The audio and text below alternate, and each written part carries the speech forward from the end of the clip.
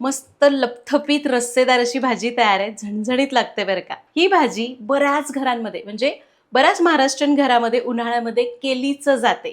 अहो सांडग्याची भाजी, तर मस्त चमचमीत सांडग्याची भाजी करणार आहे. आपली सिरीज चालूच आहे बिना भाज्यांचा स्वयंपाक, त्यामध्ये ही भाजी झालीच पाहिजे. 5वा एपिसोड आहे. बऱ्याचदा काय होतं, सांडगा करत असताना तो शिजत नाही किंवा इतका शिजतो की त्याचं पिठलं होतं. तसं होऊ नये म्हणून टिप्स सांगितल्यात. मस्त भाजी तयार होती. ही सिरीज जर तुम्हाला आवडत असेल तर पटकन व्हिडिओला लाईक करा.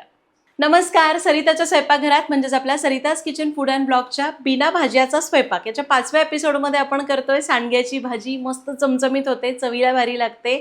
चला करूया. सांडग्याची भाजी करायची. कढई तापत ठेवली आहे. सांडगे आपण आधी भाजून घ्यायचे.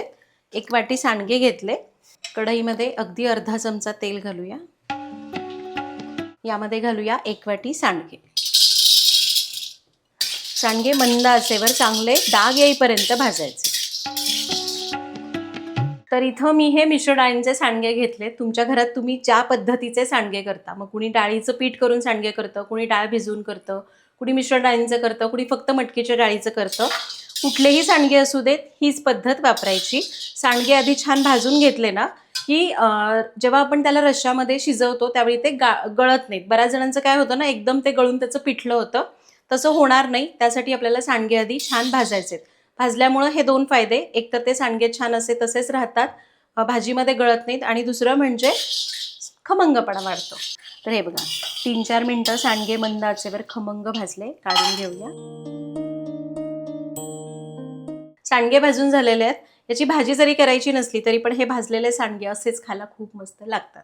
भाजून झालेत सांडगे. याच कढईमध्ये मी फोडणी करणार आहे, पण त्याआधी आपल्याला एक छोटंसं वाटण करून घ्यायचं आहे. त्यासाठी मिक्सरच्या भांड्यात घेऊया 10-12 लसूण पाकळ्या, इंचभर आलं, थोडंसं सुकं खोबरं. पाणी न घालता याला बारीक करूया. वाटण तयार झालंय. फोडणी करू. त्यासाठी कढईमध्ये घेऊया 2 चमचे तेल.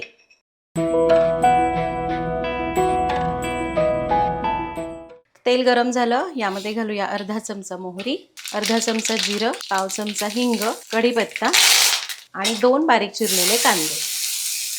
परतून घेऊया. आणि सांडग्याच्या भाजीला कांदा जास्त घालायचा, छान लागतो. तर कांदा परतलाय. यामध्ये तयार केलेलं वाटण घालायचंय. याला परतून घेऊया. वाटण परतलंय. आता मसाले घालू. पाव चमचा हळद, 1 चमचा बेडगी मिरची पावडर आणि 2 चमचे कांदा लसूण मसाला, थोडीशी कोथिंबीर आणि थोडंसं पाणी. याला परतून घेऊया. हे बघा, आपण मसाले परतले. आता यामध्ये घालूया भाजलेले सांडगे. सांडगे याच्यामध्ये मिसळायचे. यामध्ये घालायचे गरम पाणी आणि चवीपुरतं मीठ. तर इथं पाण्याचं प्रमाण तुम्ही तुमच्या आवडीप्रमाणे, तुम्हाला सांडगा कसा हवा आहे, सुका हवा आहे का रसरशीत हवा आहे का थोडा आणखी रस्सेदार हवा आहे, त्याप्रमाणे पाण्याचं प्रमाण कमी जास्त करा. मी असा लपथप करणार आहे, त्यामुळे मी साधारण 1-2 वाट्या पाणी घातलं.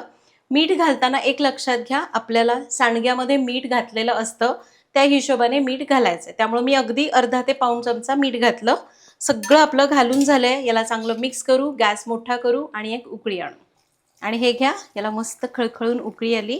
उकळी आल्यानंतर यामध्ये घालू 2 चमचे भाजलेल्या दाण्याचा जाडसर कूट. याला मिक्स करूया. तर सांडगा शिजायला जरा वेळ लागतो बरं का, त्यामुळे साधारण एक 10 ते 12 मिनिटं याला मंद आचेवर शिजवायचं. फक्त दर 2-2 मिनिटांनी याला हलवून घ्यायचं, म्हणजे सांडगा एकसारखा शिजतो.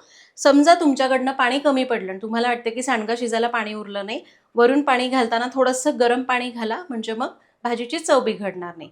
मंद आचेवर शिजवून घेऊ. आणि तुम्हाला जर हा सांडगा कुकरमध्ये करायचा असेल तरी सुद्धा करता येईल. अगदी हीच पद्धत वापरायची. पाणी बिणी घालायचं आणि कुकरच्या 1 किंवा 2 शिट्ट्या करायच्या.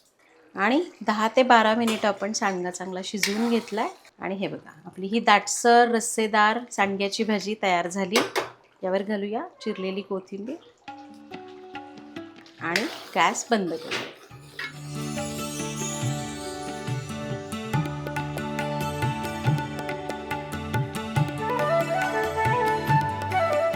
तर आहे ना करायला सोपी. कुकरमध्ये केली तर आणखीन सोपी होईल, कारण तुम्हाला याला मध्ये मध्ये हलवत बसण्याची गरज पडत नाही. ही भाजी भातासोबत सुद्धा छान लागते, भाकरी बरोबर मस्त लागते, चपाती बरोबर छान लागते. आमच्याकडे तर ज्यावेळी आमरसाचा बेत असतो ना, त्यावेळी अशी ही थोडीशी तिखट केली जाते. म्हणजे आत्ता जेवढं घातलं ना त्यापेक्षा थोडं जास्त तिखट घालून केली जाते. म्हणजे आमरस गोडीला आणि बॅलन्स करण्यासाठी झणझणीत सांडग्याची भाजी. तर अशा पद्धतीने आपण ही भाजी तयार केली. तुम्ही सुद्धा ही नक्की करून बघा. भेटूया पुढच्या भागात. Happy cooking.